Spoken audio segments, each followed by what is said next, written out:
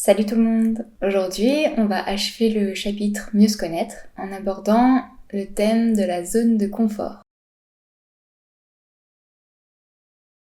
Parce que pour vivre votre Ikigai, il y a de grandes chances que vous ayez à sortir de votre zone de confort. La zone de confort, qu'est-ce que c'est? C'est l'environnement et le quotidien que vous contrôlez, qui vous est familier, où vous vous sentez à l'aise. C'est votre petite routine. Cette zone, elle est sécurisante parce que vous y agissez de manière quasi automatique et naturelle. Vous n'avez pas besoin d'y renouveler vos acquis et vos savoir-faire. Elle est confortable parce que routinière et sécurisante, mais qui dit confortable ne veut pas forcément dire agréable. Parce que prendre le métro en heure de pointe ou se taper les bouchons tous les matins, se faire crier dessus par son patron, rester dans une relation ou dans un job qui ne nous épanouit plus, tout ça, ça peut être notre zone de confort, notre routine. On en a l'habitude, on sait comment réagir dans cette situation. C'est désagréable, mais on connaît. Pas de surprise. Oui, mais justement, pas de surprise. Mais pour évoluer et devenir plus aligné avec soi-même, il va falloir sortir de cette zone. Et oui, je sais, ça n'est pas très rassurant, parce que sortir de sa zone de confort signifie que vous allez générer du stress dû à ces changements. Alors, dans un premier temps, vous pouvez évoluer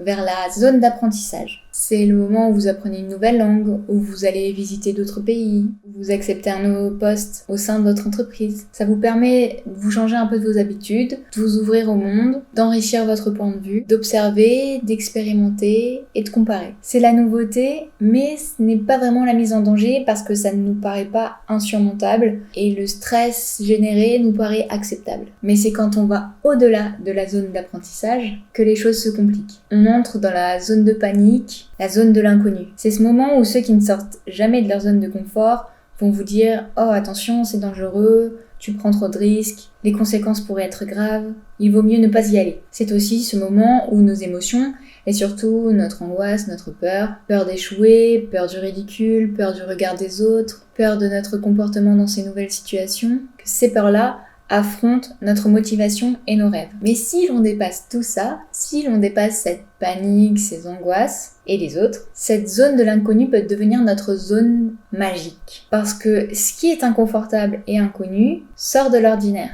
Et ce qui sort de l'ordinaire est extraordinaire. Donc, pour vivre des choses extraordinaires, on est obligé de passer par la case inconfort et inconnu. Certains ont peur d'y aller parce qu'ils pensent qu'en sortant de leur zone de confort, ils perdront tout ce qu'ils ont ou tout ce qu'ils sont. Mais c'est faux. Dépasser ces zones de confort et d'apprentissage, ça veut simplement dire les élargir. Et changer est synonyme de développement. En gérant vos peurs, votre estime personnelle et votre confiance en vous augmentent. Et vous trouvez ce qui vous motive. Au début, vous vous sentirez peut-être un peu incompétent et vulnérable, mais vous progresserez. Et surtout, vous aurez l'occasion de vivre vos rêves. Parce que la zone magique, c'est la zone où tout peut arriver. Et surtout des choses incroyables. Et en particulier, la réalisation de vos rêves. Donc si vous vous y aventurez avec une stratégie bien développée, que vous êtes persévérant et positif, il y a toutes les chances du monde que ça se passe très bien. Et rappelez-vous, si ça peut vous motiver, que ce que vous ne décidez pas, les autres le décideront pour vous, et que le courage, ce n'est pas l'absence de peur,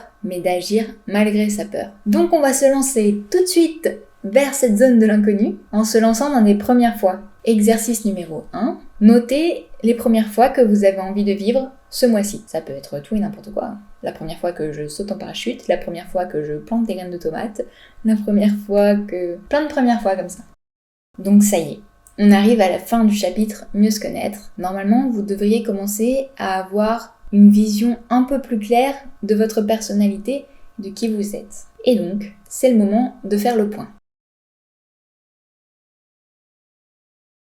On va faire une sorte de frise de vie en comparant notre vie à une série Netflix. Non, je ne suis toujours pas sponsorisée. Exercice numéro 2. Décrivez-vous en 3 lignes maximum, comme vous décririez un personnage d'une série télévisée. Pensez par exemple à ceux qui connaissent la série Friends, comment vous auriez décrit Rachel ou Monica ou Joey ou une autre série, qu'importe. Sauf que cette fois, vous allez parler de vous et vous allez parler de vous à la 3e personne. Ça va vous pousser à réfléchir sur votre personnalité et à découvrir la façon dont vous vous voyez. Soyez honnête, mais bienveillant.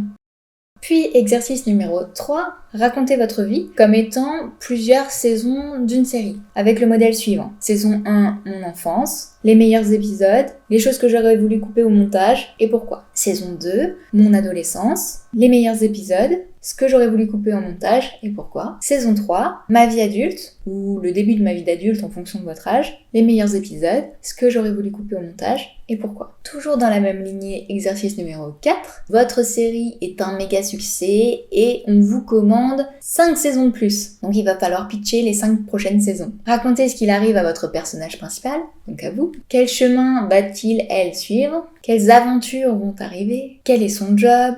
Où vit-il, elle? Avec qui? Aucune censure n'est autorisée, écrivez tout ce qui vous passe par la tête, tout ce que vous voulez, tout ce qui vous ferait plaisir qu'il arrive à ce personnage. Rêvez en grand, comme au cinéma.